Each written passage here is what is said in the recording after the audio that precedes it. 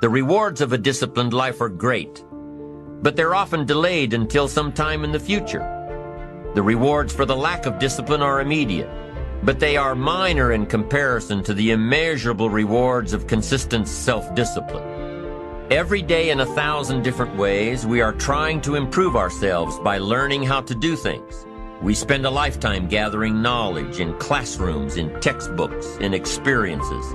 Now, if knowledge is power, if knowledge is the forerunner to success, then why do we fall short of our objectives? Why, in spite of all our knowledge and in spite of our collective experiences, do we find ourselves aimlessly wandering, settling for a life of existence rather than a life of substance? While there may be many answers to this question, the fundamental answer is the absence of discipline. Applying all that we know. That's the key word, discipline. Self-discipline. We might add one more word here, consistent. Consistent self-discipline. Better than knowledge is applied knowledge. And once we've applied our knowledge, we must study the results of that process. Apply our knowledge, study the results. Refine our approach. Finally, by trying and observing and refining and trying again, our knowledge will inevitably produce worthy results, admirable results. And with the joy and results of our efforts, we continue to apply, to learn, to observe, to fuel our ambition with the positive reinforcement of continued progress. Pretty soon, we'll find that we're swept into a spiral of achievement, a vertical rise to success. But for this whole process to work for us, we must first master the art of discipline, self-discipline, consistent self-discipline. It takes consistent self-discipline to master the art of setting goals, to master the art of time management, to master the art of leadership, to master the art of parenting and relationships. If we don't make consistent self-discipline part of our daily lives, the results we seek will be sporadic and elusive. It takes a consistent effort to truly manage our valuable time, or we'll be consistently frustrated.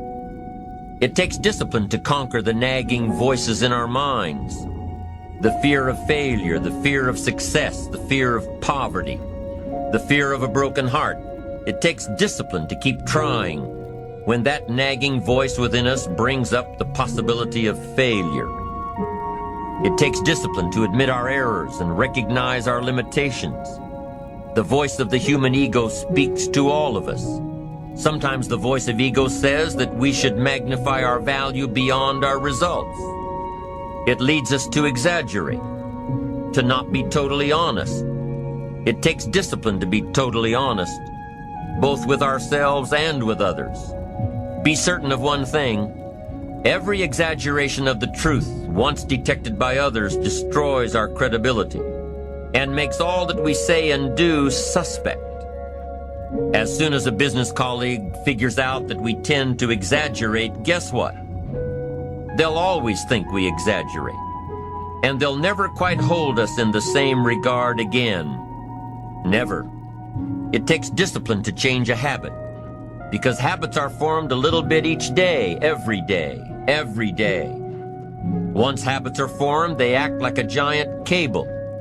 They act like a nearly unbreakable instinct that only long-term disciplined activity can change. We must unweave every strand of the cable of habits slowly and methodically until the cable that once held us in bondage becomes nothing more than scattered strands of wire. It takes the consistent application of a new discipline, a more desirable one to overcome one which is less desirable. It takes discipline to plan. It takes discipline to execute our plan. It takes discipline to look with full objectivity at the results of our applied plan. And it takes discipline to change either our plan or our method of executing that plan if the results are poor. It takes discipline to be firm when the world throws opinions at our feet.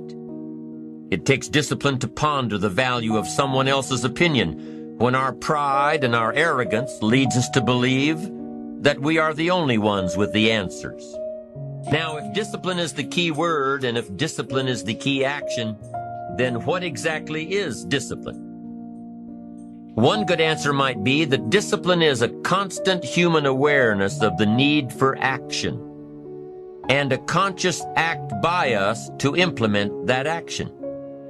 If our awareness and our implementations occur at the same time, then we begin a valued sequence of disciplined activity. Now here's the other side of discipline. If there's considerable time that passes between the moment of awareness and the time of our implementation, then that is called procrastination. Doing it tomorrow instead of today. Procrastination, an almost exact opposite of discipline. The voice within us says, get it done. Discipline then says, do it now. Do it to the best of your ability, today, tomorrow, and always, until finally the worthy deed becomes instinctive. Procrastination says later, tomorrow, whenever I get a chance. In every circumstance we face, we are constantly presented with these two choices. Do it now or do it later.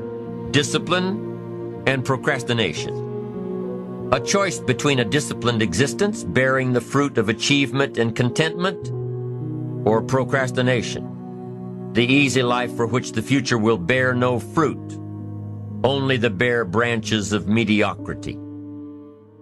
How can you stay focused on your ambitions? You can keep your focus on your work. You can get it done today instead of tomorrow.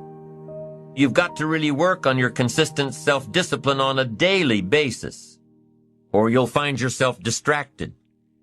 Distracted by negative thoughts, distracted by negative people, and pretty soon, depending on the type of people you've associated with, distracted by your doubts within yourself.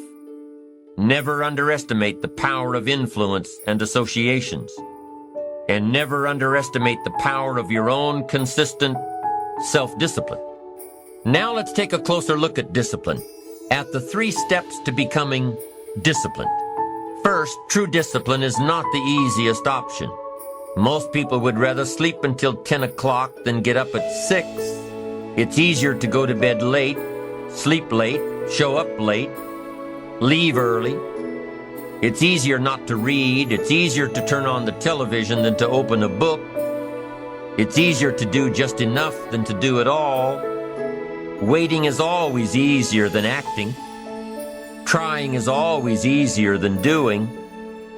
Imagine what life would be like if we didn't have to make our bed in the morning, or keep our garage clean, or pay our taxes, or show up for work tomorrow. Wouldn't it be fascinating if we didn't have to do these things? Wouldn't it be fascinating? What do you suppose would become of us? You're right, not much. For whatever the reason, the system we live in and contribute to is designed to make the easiest things in life the most unprofitable. Profitable seems to be the most difficult. Our world is and always will be a constant battle between the life of ease and its momentary rewards and a life of discipline and its far more significant rewards. Each has its own price, the price of discipline or the price of regret. We will pay one or the other. What we wish we had done is the voice of regret, speaking in a sorrowful tone at a time when there is no going back. This is regret. No second chance. No, what would I do differently? Choose one or the other, but both will have their price, the price of discipline or the price of regret. One costs pennies, the other a fortune. The first lesson of discipline is that it isn't the easiest option. The second lesson of discipline is that it's a full-time activity. And we've said that the best form of discipline is consistent self-discipline. You see, the discipline that it takes to make your bed every day is the same discipline necessary for success in the world of business. The discipline to organize your garage is the same discipline to organize your business. All disciplines carry through to affect all parts of our lives. If we're disciplined in just one area and lazy in another, guess what? Pretty soon, the lazy side will creep in and destroy the disciplined side.